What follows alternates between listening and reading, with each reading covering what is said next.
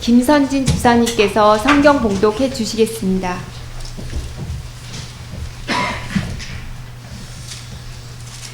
오늘의 말씀은 창세기 38장 24절에서 26절 말씀입니다.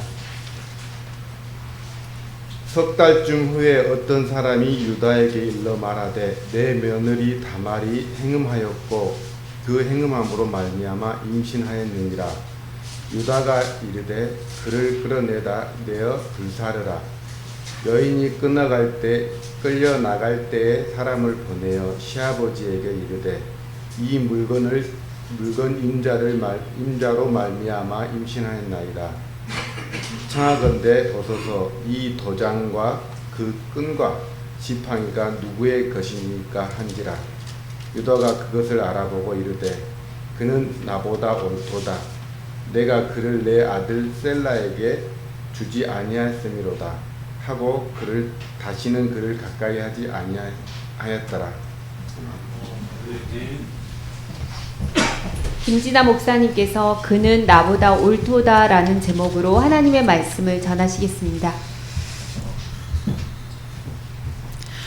창세기 38장에는 유다와 다말이라는 소제목이 붙어 있습니다. 두 사람의 이야기를 알고 있다면 그 이름을 함께 들었을 때 한 번쯤은 눈살을 찌푸렸을 것 같습니다. 이 이야기는 유다가 자기 아버지 야곱의 집을 떠난 다음 시작됩니다. 그 후에 유다가 자기 형제들로부터 떠나 내려가서 아둘람 사람 히라와 가까이 하니라. 이전까지 야곱의 가족들은 함께 지냈었는데요. 넷째 아들 유다가 그 집을 나옵니다. 자기 가족과는 멀어지고 가나안 땅의 아둘람 사람 히라와 친하게 지내기 시작합니다. 유다는 점점 가나안 땅의 사람이 되어갑니다. 일찍이 유다의 증조부 아브라함은 하나님께 약속의 말씀을 받았습니다. 내가 너로 큰 민족을 이루고 내게 복을 주어 내 이름을 창대하게 하리니 너는 복이 될지라. 아브라함은 하나님의 약속을 믿고 아주 먼 길을 떠납니다. 믿음의 역사, 하나님께서 선택하신 백성의 역사가 시작됩니다. 아브라함은 믿음으로 아버지의 집을 떠났는데 유다는 그 믿음의 공동체를 떠납니다. 그 운명이 하나님께 달린 공동체는 하나님을 잘 믿는 수밖에 없습니다. 믿음의 대를 이어갈 때는 특히 더 주의를 기울여야 했습니다. 아브라함이 이삭의 아내를 찾아줄 때, 그리고 이삭이 야곱에게 결혼을 이야기할 때 가나안 사람의 딸은 허용되지 않았습니다. 이방 여자와의 혼인은 믿음의 삶에 위기를 가져올 수 있기 때문입니다. 이삭과 야곱은 아버지께서 말씀하신 배필을 얻으려 노력했습니다. 그런데 유다는 가르침을 줄 수 있는 아버지의 집을 떠나서 마음에 드는 여자와 쉽게 결혼합니다. 유다가 거기서 가나안 사람 수아라 하는 자의 딸을 보고 그를 데리고 동침하니 유다는 금기를 깨뜨리고 가나안 사람의 딸을 아내로 맞이합니다. 이제 막 시작한 믿음의 역사는 이름도 알려지지 않은 가나안 여자 때문에, 정확히는 유다의 행동 때문에 위기를 겪게 됩니다. 유다는 가나안 여자와 세 아들을 낳습니다. 첫째 아들이 가정이 꿀릴 때가 되었습니다. 유다가 장자 엘을 위하여 아내를 데려오니 그의 이름은 다말이더라. 유다의 조상들은 그 아들들에게 가나안 여자와의 혼인을 금지했는데 유다는 가나안 여자와의 혼인을 적극적으로 권장합니다. 직접 가나안 여자를 데리고 와서 첫째 엘과 결혼시킵니다. 엘과 다말 사이에 아이가 없었을 때 하나님께서 엘을 죽이십니다. 엘이 어떤 죄를 지었는지는 알 수 없지만 그는 하나님께서 보시기에 악했습니다. 원래 장자는 다른 형제들보다 2배의 몫을 상속받고 그 유업을 이어갑니다. 만일 아들이 없으면 유업을 이을 수가 없습니다. 그래서 당시 구약 주변 세계에서는 죽은 형제에 대한 의무가 있었습니다. 형사 취수제라고도 하는데요. 형이 아들을 낳지 못하고 죽으면 밑에 동생은 형수와 그 형의 씨를 이어가야 했습니다. 형제들은 가족 공동체를 보존해 나가야 하는 책임을 함께 지고 있었던 것이죠. 이에 유다는 둘째 아들 오난에게 형수 다말과 결혼하여 형에 대한 책임을 다해야 한다고 말했습니다. 그런데 오나는 자기 씨가 되지 않을 아들을 낳기 싫었습니다. 계속해서 형에게 아들이 없다면 언젠가는 자기에게로 장자의 권리가 넘어오리라는 계산이 들었을 것입니다. 오나는 형의 이름으로 형의 자손에게 자신의 2배의 몫이 상속되는 게 싫었습니다. 그래서 죽은 형제에 대한 의무를 다하는 척하면서 정액을 바닥에 쏟아버립니다. 하나님께서 보시기에 오난의 행동은 악했고 오난도 그 형처럼 죽임당합니다. 이제 남은 아들 셀라가 공동체적 책임을 이어가야 했습니다. 성경은 첫째 아들 엘이 어떤 악을 저질렀는지 알려주지 않습니다. 만일 드러나지 않은 죄 때문이라면 유다에게 그 장자의 죽음은 갑작스러운 슬픔이었겠죠. 우리는 둘째 아들 오난이 지은 악을 분명히 알고 있습니다. 남자와 여자가 깊고 은밀한 관계를 맺어야만 그 죄를 저지를 수 있습니다. 유다는 둘째 아들에게 형제에 대한 의무를 다하라고 가르쳤습니다. 그래서 아마도 그 아들이 다른 마음을 품었을 것이라고는 생각하지 못했을 것입니다. 이제 유다의 입장에서 한번 생각해 볼까요? 웬 가나안 여자를 며느리로 들였는데 그 여자와 결혼하기만 하면 멀쩡했던 아들들이 죽어나갑니다. 막내까지 다말과 결혼시켰다가는 하나 남은 아들마저 잃을까봐 두렵습니다.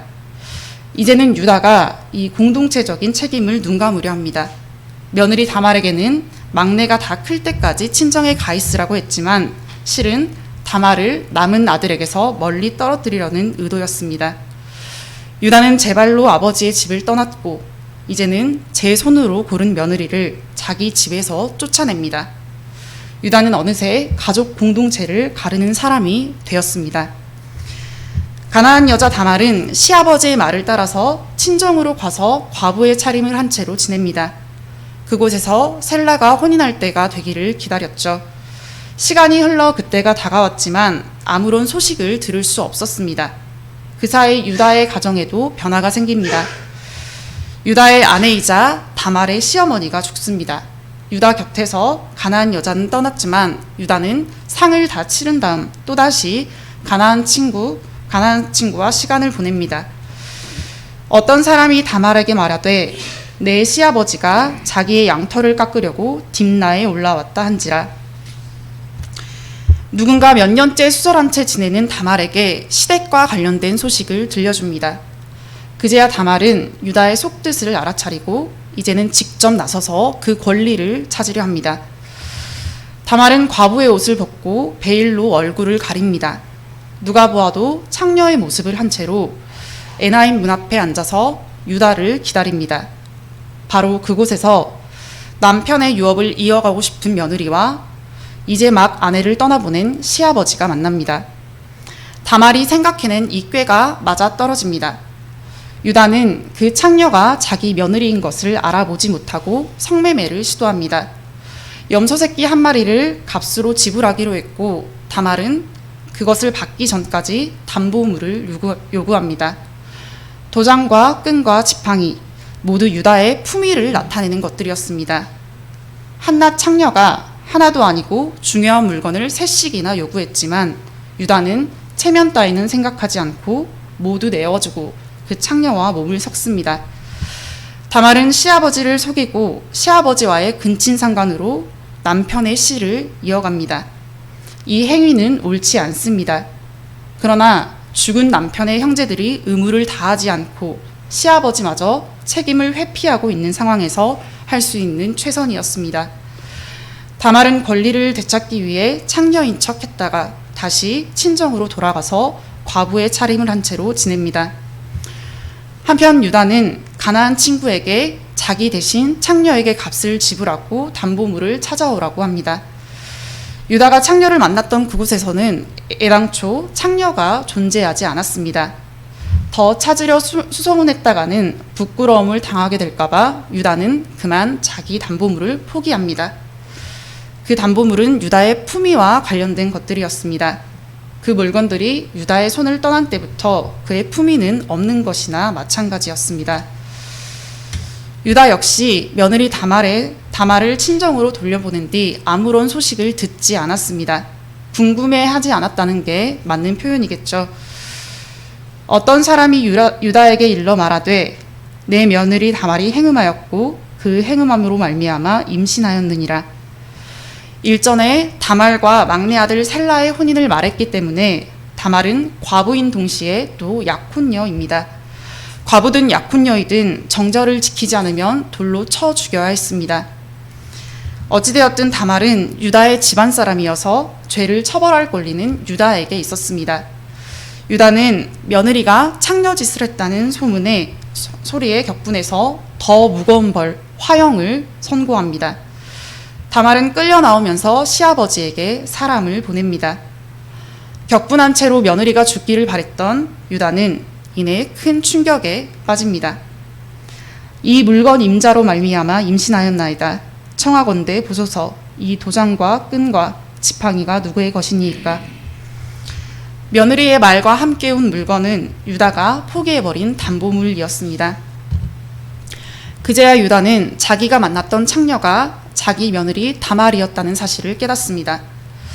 유다는 다말을 직접 자기 집안 사람으로 들이고는 곧 아들들을 죽음으로 내모는 원흉으로 생각했습니다. 거짓된 약속을 주면서 집안에서 멀리 떠나보냈습니다. 다말은 유다에게 속은 것도 모른 채 수년을 기다렸습니다. 유다는 며느리에게 속은 채로 근친상간을 저질렀지만 먼저 속인 사람은 유다입니다. 유다는 자기를 근친상간으로 끌어들인 그 며느리 덕에 자기의 불의를 마주합니다. 다말이 옳지 못한 행동을 하기 이전에 유다가 옳지 않게 행동했습니다. 오래전 아버지의 집, 그 믿음의 공동체를 떠나온 유다는 이제 이방 여자를 보고 고백합니다. 그는 나보다 옳도다. 다말은 계속해서 유다의 집안 사람으로 인정되었지만 유다는 다시는 다말을 가까이 하지 않았습니다. 유다는 지난날 자신의 죄를 뼈저리게 깨달은 다음부터 모든 것을 바로잡습니다. 다말을 자기 집안 사람으로 대하는 것 말고도 무엇을 바로잡았을까요? 그것을 알려면 오늘 본문이 어디에 위치하는지를 살펴야 합니다. 창세기 37장부터 요셉의 이야기가 시작되었습니다. 그런데 이상하게도 오늘 본문은 요셉이 이집트로 팔린 이야기 다음에 등장합니다. 유다와 다말 이야기는 요셉이 이집트로 팔린 이야기와 이집트에서 요셉이 어떻게 지내는지 그 이야기 그 사이에 있습니다. 그래서 오늘 본문이 요셉의 이야기를 잠시 단절시키는 것처럼 보이는데 실은 그렇지 않습니다. 유다는 요셉 이야기에서 그 어떤 형제들보다 중요한 역할을 합니다. 유다의 아버지 야곱은 요셉을 다른 아들들보다 사랑했습니다. 아버지의 편에는 아들들 사이에 갈등을 낳았고 어느 날 형들은 요셉을 죽이기로 마음먹습니다. 그때 첫째 르우벤이 요셉의 생명에는 손대지 말고 그냥 구덩이에 던지자고 말합니다. 그 광야에는 우깃대 물을 저장할 수 있는 깊게 파놓은 구덩이들이 있습니다. 다행히 형들이 요셉을 죽이려 한 것은 건기때였습니다. 요셉은 맏형 덕에 생명을 건지고 그냥 텅 빈 구덩이에 갇힙니다. 형들은 요셉을 가둬놓고는 양심의 가책을 느끼지 않고 음식을 나눠 먹습니다. 그러다 이집트로 가는 상인들을 발견하는데 그때 유다가 말합니다. 자, 그를 이스마엘 사람들에게 팔고 그에게 우리 손을 대지 말자. 그는 우리의 동생이요 우리의 혈육이니라. 유다의 이 말은 동생의 생명을 구하려는 기지로 느껴집니다. 그런데 이미 첫째 르우벤의 설득으로 형제들은 동생에게 손을 대지 않았습니다. 구덩이에 갇힌 그대로 있으면 요셉은 아버지께로 돌아갈 수 있었습니다. 그런데 유다는 잘 포장된 말로 그 기회를 완전히 앗아버립니다. 야곱의 아들들은 함께 모여 살면서 믿음의 역사를 이어가야 했는데 유다는 그 믿음의 공동체에서 한 사람을 떨어뜨립니다. 이 일로 그 안에서 서로 사랑하던 이들은 큰 슬픔의 고통을 겪어야 했습니다. 이후 야곱의 가정, 그 믿음의 공동체는 어떻게 되었을까요? 가장 사랑하는 아들을 잃은 아버지의 슬픔은 계속되었습니다. 가정의 분위기가 완전히 달라졌겠죠. 결국 요셉을 이집트로 팔았던 장본인 유다는 스스로 그 공동체를 떠납니다. 그 후에 유다가 자기 형제들로부터 떠나 내려가서 아둘람 사람 히라와 가까이 하니라. 유다는 가족 공동체, 하나님께서 이루시려는 믿음의 역사를 전혀 생각하지 않았습니다. 동생을 팔아넘기고 스스로 아버지의 집을 떠나고 가나안 여자와 결혼합니다. 자기 아들도 가나안 여자와 혼인시킵니다. 시간이 지나도 유다는 여전히 공동체를 생각하지 않습니다. 그래서 공동체가 짊어져야 하는 책임, 형사 취수제에 대해서도 눈을 감습니다. 유다는 하나님께서 아브라함에게 하신 언약, 야곱에게 하신 약속을 위험하게 만드는 인물이 되었습니다. 그러다 문득 유다는 다말의 불의를 통해서 곰고 곪은 자신의 불의를 직면합니다. 그동안 하나님의 뜻에 돌아선 채 공동체를 깨뜨려온 자신의 죄를 깨달은 것입니다. 다말을 자기 집안 사람으로 인정한 유다는 전에 지은 불의도 돌이키려 합니다. 언제인지 모르지만 유다는 다시 아버지의 집으로 돌아갑니다. 다시 믿음의 공동체를 찾아간 것이죠. 그래서 그 땅에 극심한 기근이 들었을 때 형제들은 다 함께 이집트로 내려갑니다. 그러던 중 이집트의 총리 요셉이 꾀를 내어 둘째 시므온을 볼모로 잡고 막내를 데려오게 합니다. 오래전 요셉을 잃은 야곱은 시므온도 잃은 상태입니다. 막내 베냐민마저 잃을 수 없습니다. 첫째 르우벤은 아버지를 설득하는데 실패했는데 유다가 자신이 베냐민의 담보가 되겠다고 아버지를 설득합니다. 아버지에게서 가장 사랑하는 아들을 떼어놓은 장본인이 이제 더는 같은 죄를 짓지 않으려 스스로를 던집니다. 또다시 요셉의 꾀에 걸려 베냐민이 돌아가지 못하는 상황이 되었을 때 유다는 자기가 대신해서 잡히겠다고 말합니다. 창세기 44장 18절에서 34절까지가 유다가 요셉을 설득하는 말인데요. 이때 유다의 말이 창세기에 등장하는 인물들 가운데 가장 깁니다. 유다가 얼마나 절실히 요셉을 설득하려 했는지, 막내 동생 베냐민을 얼마나 아버지께로 돌려보내려고 했는지 여실히 드러납니다. 이전에 믿음의 역사를 생각하지 않고 공동체를 가르기에 앞장섰던 유다는 이제 그 공동체를 지키려 애를 씁니다. 유다는 자기가 정죄하고 중벌을 내렸던 가나안 여자를 통해 자기 죄를 깨닫고 이후로 완전히 변했습니다. 이 믿음의 역사는 참 신기합니다.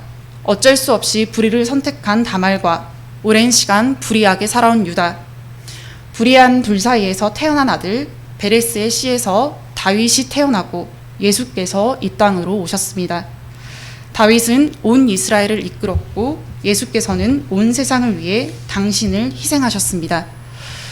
불의에서 의로 옮겨지는 이 믿음의 역사를 통해 하나님께서는 우리에게 한 가지 사실을 깨우쳐 주십니다.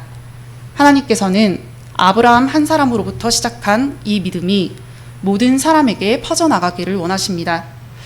믿음의 공동체는 하나님의 이 크신 뜻을 깨닫고 믿음의 역사를 일구어갈 의무가 있습니다. 그러기 위해서는 먼저 믿음의 공동체가 함께 믿음을 잘 지켜나가야 합니다. 하나님께서 우리를 믿음의 공동체로 불러주셨습니다.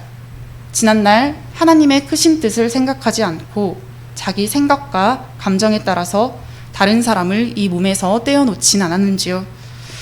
불의한 한 사람 한 사람이 모여 우리 공동체를 이루고 있습니다.